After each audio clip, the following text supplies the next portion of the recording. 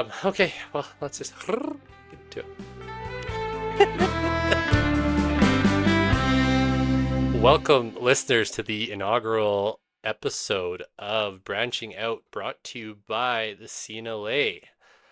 This is our very first episode with Alec and Brea. So, for all you lovely listeners who don't actually understand or know what CNLA is, Brea, if you could maybe speak to what the association is, what it does, and what it is. You bet. So CNLA stands for Canadian Nursery Landscape Association, and it is our national federation representing the green industry, which includes sectors like landscape, nursery, retail, garden center, growers. So they help lobby and push different government agendas and make sure that our voices are heard in government. And they connect the green industry from coast to coast. So they're a vital part of the green industry and helping us move forward. Yeah, it's pretty neat for such a large association. It's not as public. Like, as soon as I heard about Landscape Ontario, like a lot of people recognize that over the actual national association. But they do a lot behind the scenes for sure. And with branching out, so the initiative is brought on by the Emerging Leaders Committee, which is basically a subcommittee of the executive committee, and actually myself and Brea are the chairs of that committee. And as part of our social outreach slash initiative to generate interest and knowledge about our industry, we decided one of the facets was going to be a podcast.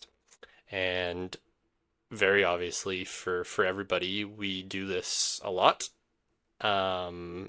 It's part of everyday life for us. So this is it's a totally new initiative for everybody. We're really excited about it. We've never done anything remotely geared toward this at all. You know, I had to buy my microphone and everything for this project. So yeah, totally new to it. So for everyone listening and watching, I appreciate the hurdles you're going to see us jump over, and hopefully editing is a wizard.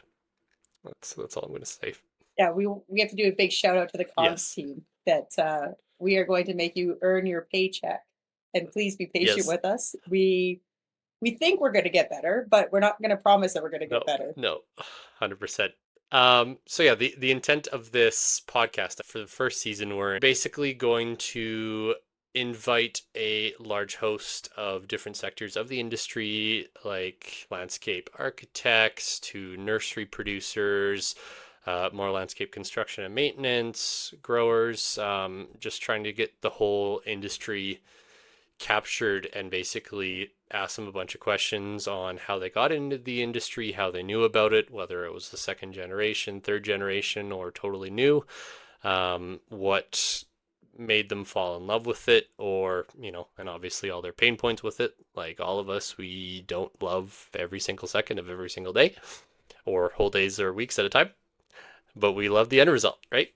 That's the beauty of it. And we're going to ask some questions about what advice they would give to themselves starting out in the industry and what they would like to see from people joining the industry. So prospective students, any new people joining the industry, and basically just try to get a larger network of people learning about our amazing industry.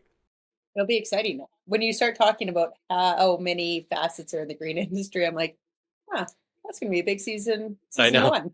Do we have enough time for that?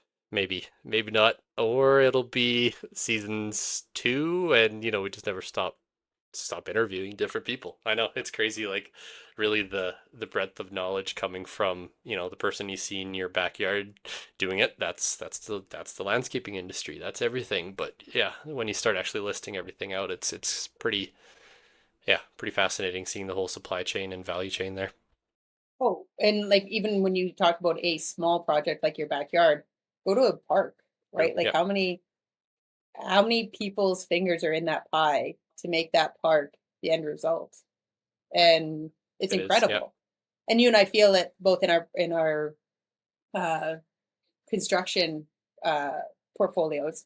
We see all the people that we have to organize and be a part of to make that project happen. But I think lots of people, when they go play with their kids or walk their dog through a gorgeous park, they don't appreciate uh, the whole supply chain like you were kind of talking Yeah, and I about. think even for us, we lose ourselves in the work of getting there too. So we're hoping to shine a light on that process and make it, you know, make everyone more aware of it and see the beauty of it, including ourselves.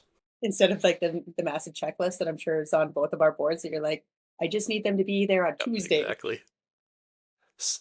Right on. So let's see ourselves branch out.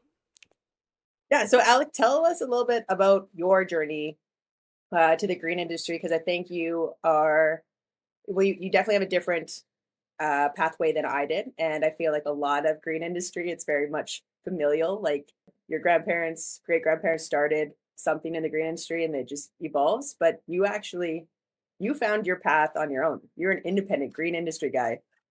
Yes, I'm an independent big boy. So yeah, I mean, it was a pretty roundabout way. My grandparents on both sides were huge, like again, huge gardening people. So it was always kind of a thing where I'd help out whenever we were over there, helping take care of their garden, and it was a pretty big influence on their life. Grandparents on my mom's side, they were ranchers at one point as well, so a decently agricultural background. So it wasn't like anything completely out of the way. Mom's a teacher. Dad owns a filing system company, so pretty early on, I decided that wasn't for me. Yeah, not a big stand in front of a bunch of kids trying to educate them kind of a guy. I think, as I get older, I could see the appeal a little bit more, but definitely in high school is like, no, definitely not. You're just saying And that now then, because you have been on how many days of snow removal, and you're like, yeah, my phone is driving me crazy. But I do yes, love that you're yes, like, hey, I didn't want to stand in front of people and talk, but let's sign up to be a co-host on a podcast where hopefully more than 25 people are listening to us, um, and use your voice that way. yeah, I was weirdly like excited and like, oh, that's a really cool idea when you first thought or like proposed it to me, and we were actually like talking about, hey, we should just do it. And then yeah, as it got kept getting closer, I'm like, I'm not the guy for this. Like this is so far outside of what I normally do, but But then you know what? we're here. You buy the headphones, you buy the mic, and you're like, well, I've committed. Here we Buckle go. up. Yeah, exactly. In for the ride, listeners. In for a glorious, glorious ride. Yeah, so I knew that wasn't really the path that I wanted to go down, and I think pretty similar story for a lot of people. I didn't have a one direction that I wanted to do, but I knew I didn't want to go into post secondary just to go into post secondary. Yeah, wasn't interested in just taking classes for like a Bachelor of Arts or something like that. So actually, back at one of my mom's previous houses, we were getting the landscaping done, and one of the days I was just chatting with the fellow that was doing the landscaping, and I was kind of looking for a summer job also at that point. Because also, fun fact for me, I was a barista for 2 years. So you can bring coffee to the show. hmm Yeah, my skills are definitely pretty rusty now, but yeah, I worked at Second Cup through most of high school, actually. Scale of 1 to 10, how good's your latte art? Oh, like three. Okay. I thought for two Yeah, years I you would was. be able to have like a dinosaur on top. Okay. All right. No, it's definitely efficiency was the key. I didn't really practice ever. Like, yeah, any dinosaurs. Definitely no dinosaurs. Okay. Good to Even a know. heart. It was more like a butt, but whatever. Um, yeah. So I was a barista for 2 years, and I guess fun story about that. For whatever reason, when my brother, because my brother's 4 years older than me, um, so we were only in the same school in elementary for like those 2 years or whatever. And then every other time he'd like I'd be getting into junior high and he'd be leaving junior high and already in high school and stuff like that. But the drop off times obviously for junior high and elementary were different. Elementary had a later start date, so usually my dad would drop him off in the mornings, and then we'd go get to a coffee shop where I ended up working.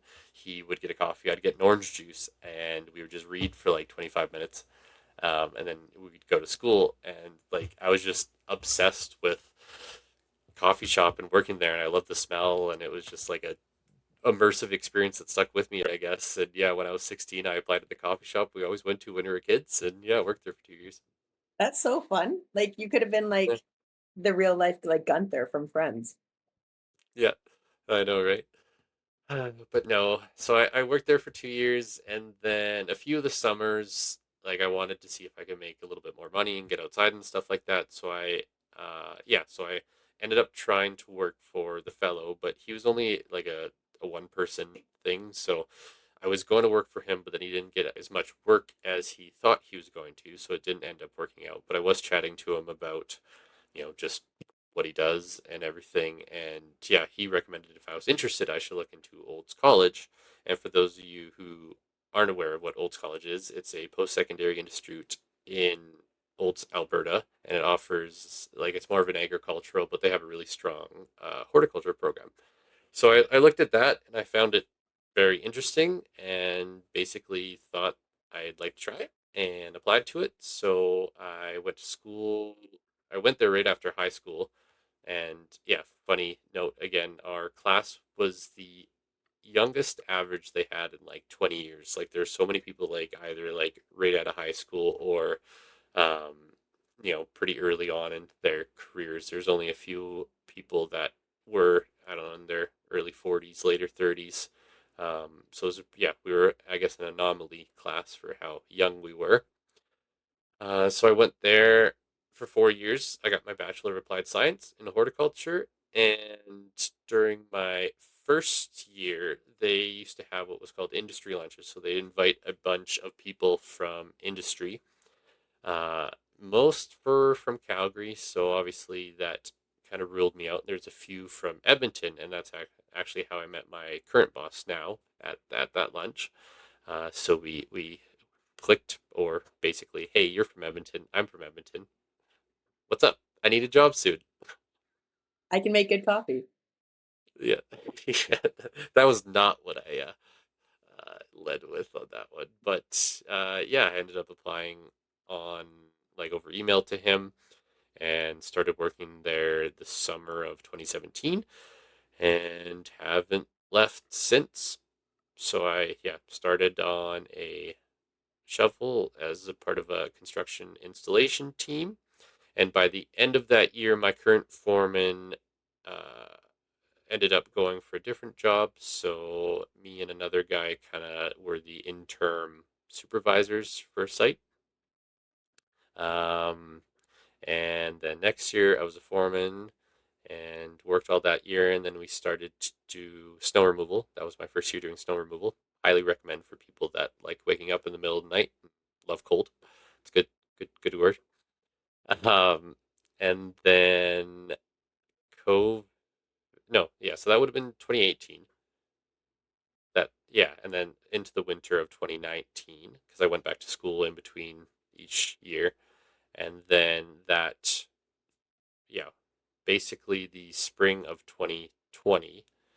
Obviously, we had the lovely epidemic that we had, so I was laid off, and luckily my school is all online at that point. So I was still going through school, working online, and then our safety officer here unfortunately left us. So I interviewed for it and got it. So I worked as our safety officer for 2 years while I was finishing school.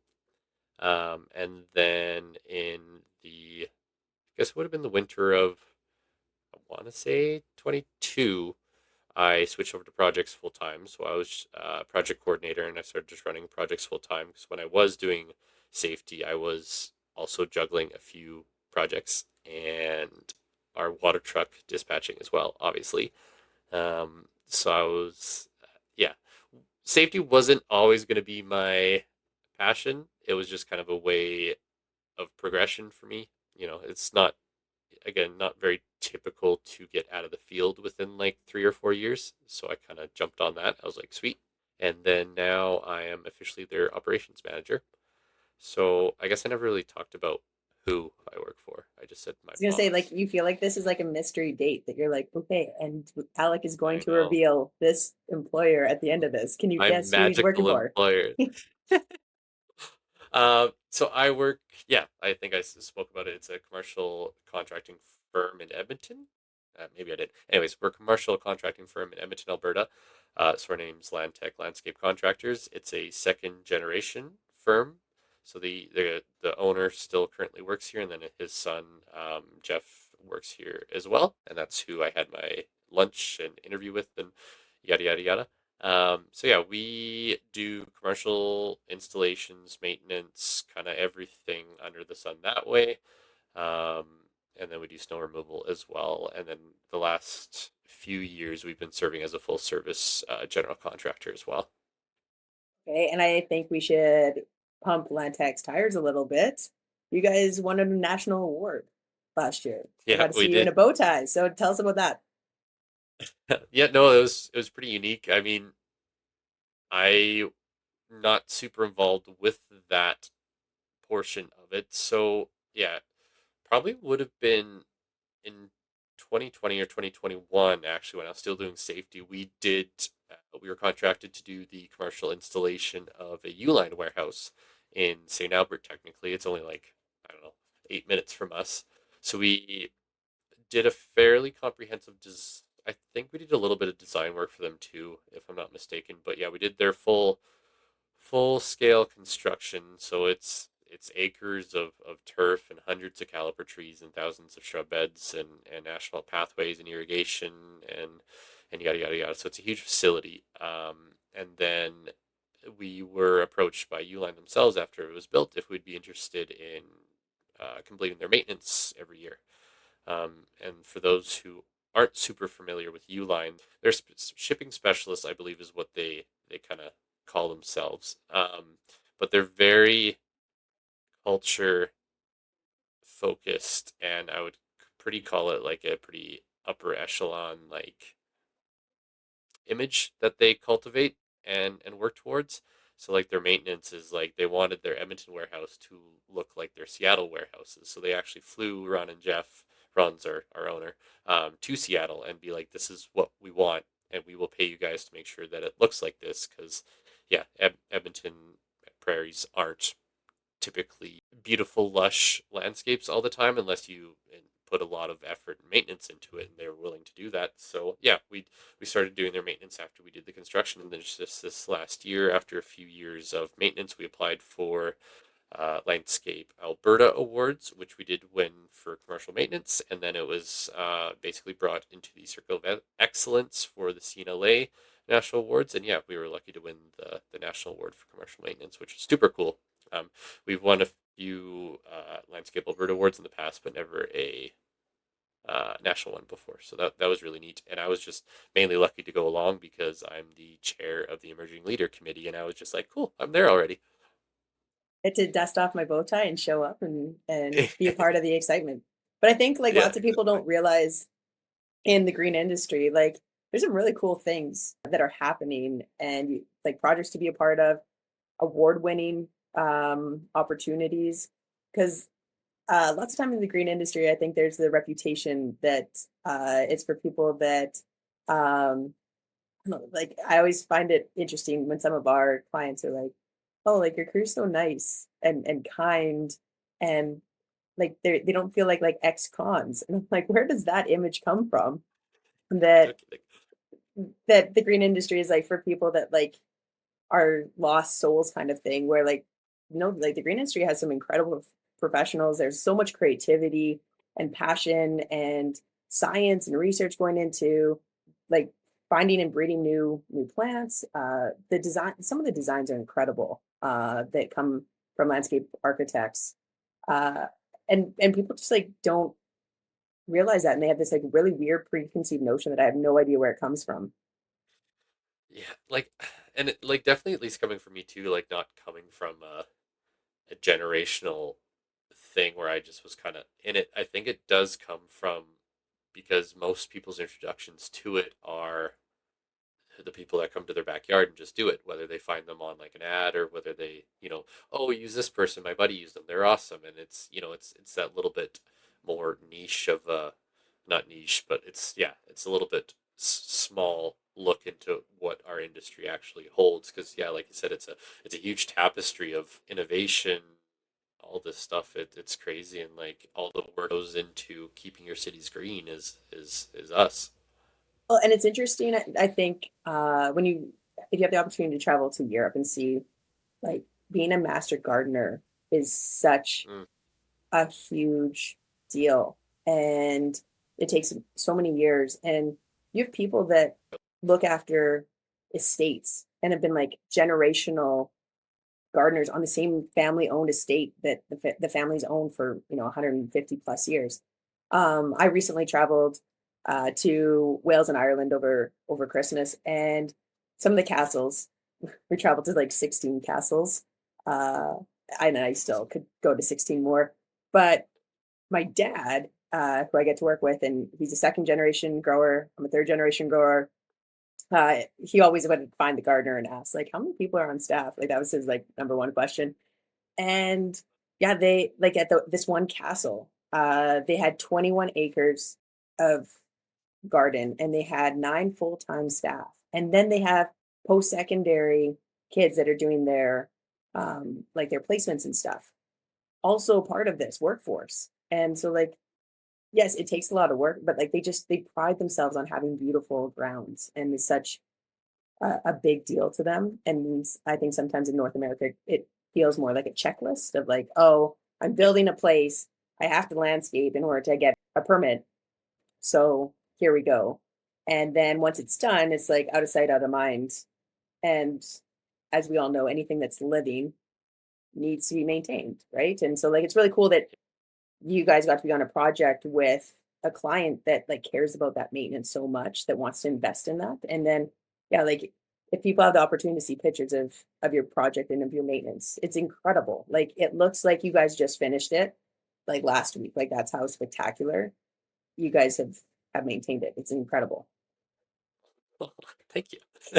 As I'm not involved with maintenance at all, but You're like, I I'm can a part still of the blush, team. right? Yeah. Yeah, exactly. No, it is so interesting. Like, yeah, haven't had the opportunity to travel much of Europe or anything, but yeah, it's such a different culture. And like you said, master gardener. I think if I were in a different life and I was a master gardener, I would like to be called Dr. Garden. Please Yeah, tell me you'd have that like as a badge, like on your little yeah, like button up shirt. Yeah. I can master picture that. gardener, Dr. Garden. Like just PhD. Like just call me doctor. Oh my gosh. In your next Um, life. Can't wait. yeah, yeah. One of my next lives. I have a few lives that I would love to live. So, um, well, why don't you tell us and all our listeners, the plethora of them, a little bit about yourself? Yeah, like at this rate, it might just be our family, hey, that we make listen to our first Yeah, episode. So yeah, I had a different path than you, Alec. I probably had like the more typical horticulture path, and come from a generational family that's in the nursery business. So my grandfather started Parkland Nursery and Landscape Services just over 50 years ago. My dad is the second generation. He took that over, and they started on 40 acres, and my dad built it to over 500 acres of caliper trees. So definitely that go big or go home mentality. And we ship caliper trees as far away as Alaska up north, to Colorado south, to Whistler, BC, going west. And we've even put trees on rail to Toronto, Ontario. So um, I always joke, I'm like, I just need a job that needs trees on a boat. And then I think we've gotten every mode of transportation for trees covered. So that's yeah, amazing. Or airplane. yeah, no, no, no. Every time I have to go So through cool. airplane security, I'm like, no, That's it's true. all of a You'd have sudden to I'm get a like, do I passport have for a each pocket tree. knife? I've never carried a pocket knife in my a day in my life, but all of a sudden I'm like, do I Am, have one in my pocket? Like, am I a criminal? yeah, like yeah, you panic and you're like, I have the street cred of a Care Bear. Like, there's no reason why I should be sweating and panicking right now. But every time I fly, I'm like, I don't know, am I good enough? So But if you search me, I'm gonna have a knife all of a sudden. yeah, So that is with this random pocket knife yeah. in my pants. Yeah, who knows? But yeah, so I work with my entire family now. So it's funny because you said you come from like a family of teachers. I also have a bunch of teachers, and I thought I was going to be a teacher. Like I have a bachelor of education, I have a bachelor of science, and yeah, I had this idea that I was going to be like a teacher. I wasn't going to do anything with the nursery. I had worked in the nursery as a summer job since I was 14, and yeah, really thought that I wasn't going to do this. And I just like every summer kind of was in a different position. If there was something that needed a human, I would jump in and just like gradually was climbing a ladder that I was unaware of. And I graduated from university, and our landscape coordinator decided to go travel the world, which was really cool. And so we had this position for the end of the season into the fall. So I was like, no, like I can do it. Like I've been on landscape, I've been a foreman. I can step in and pinch it. And then I just like didn't go on to teaching. Like Didn't stop. I just like built my own job in the sense of like I took on different projects here. Yeah, like I enjoy working with my family like 99.2% of the time. Like I really enjoy Especially if working. you especially if they're listening. Yeah, exactly. Yeah. No, I'm not gonna be that person that says like it's all like rainbows and unicorns. Like there are some days where you're like, like Yeah, can there's definitely someone? a saying about don't go into a business with family. Yeah, and I'm very fortunate, and probably fortunate that like my family has a lot of patience because um I don't have a ton of patience, and I don't harbor my feelings. So like if I'm annoyed with something, I'm pretty transparent. Like, and you'll probably hear about it within the next like 5 minutes. Um so yeah, shout out to my family that is patient and with all of my big feelings and my big ideas. Like we are part of the green show that Landscape Alberta puts on every year. And this year I was like, we should do a theme.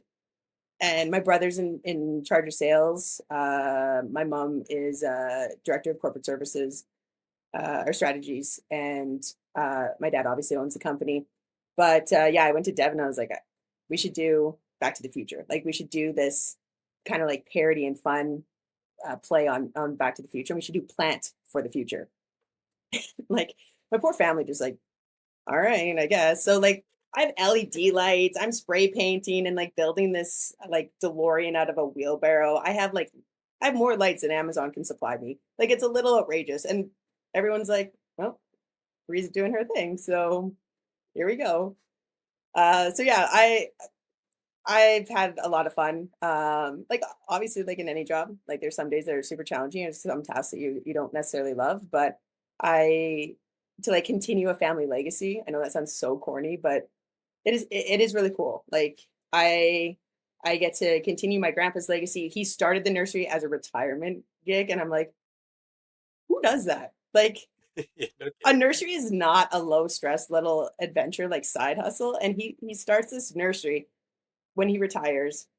And then yeah, like my dad picks it up and runs with it. And I started on the farm. I still like do a lot on the nursery, but I oversee our like commercial landscape side. So we get to be a part of big subdivisions, kind of like you guys in Edmonton.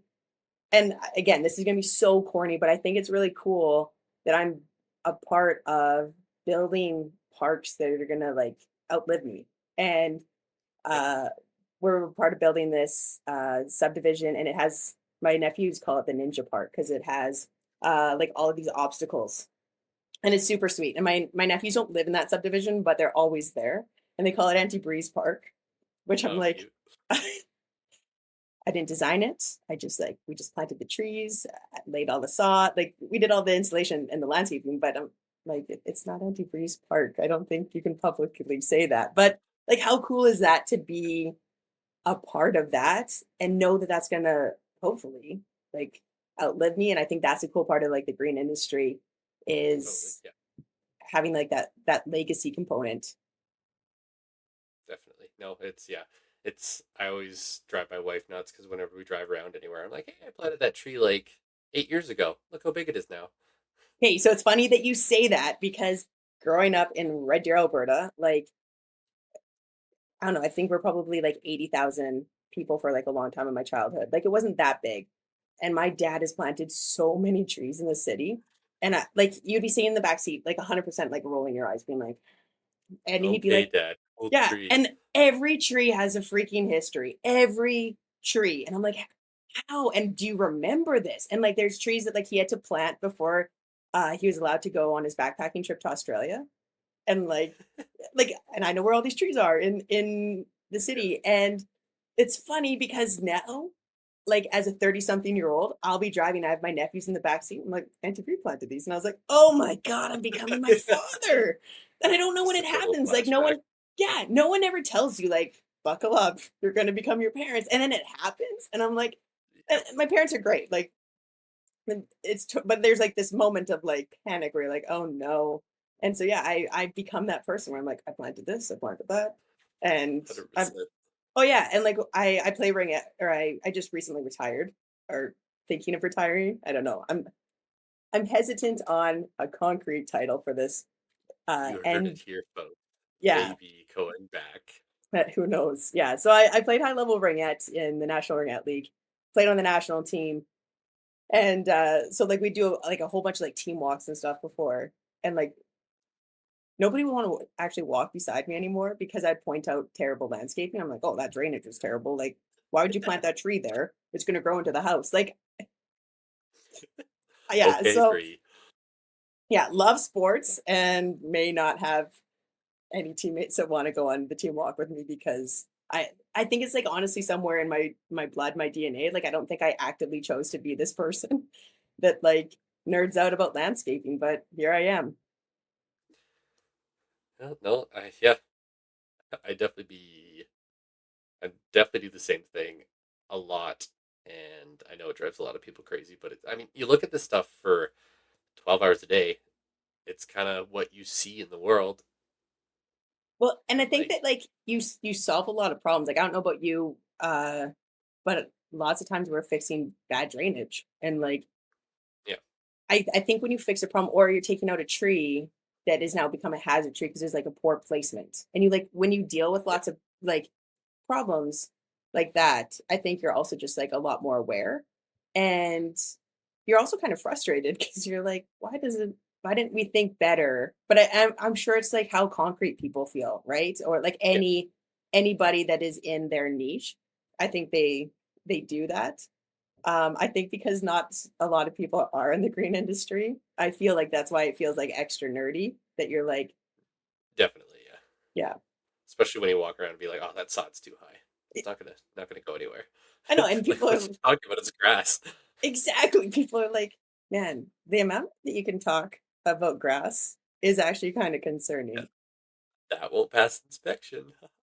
And you're like, could you imagine if I was online dating, what my profile would be like? Yeah, Grass enthusiast. it'd be concerning. Well, I think we've done a brief intro of who we are, what branching out is going to hopefully look at, and we're excited to have various professionals and industry members share their stories of how they got into this incredible industry and their part, what they love about, what challenges they've kind of overcome. And we hope that you join our journey through this as we learn Branch and out. evolve and branch out. Thank you to all of our wonderful listeners and maybe watchers. Can I call you watchers? We'll probably find a better word for that. Although bird watchers, because we're branching out. Um, The dad jokes, they'll just keep on they'll never rolling now stop that you once I go have two back to little be. I ones. know I was even before them. So please make sure you subscribe to Branching Out wherever you find your podcast so you never miss an episode as we explore the green industry. And also please follow CNLA on Instagram, Facebook, and YouTube so you stay updated on everything green on the national level. Thanks again. We'll see you soon.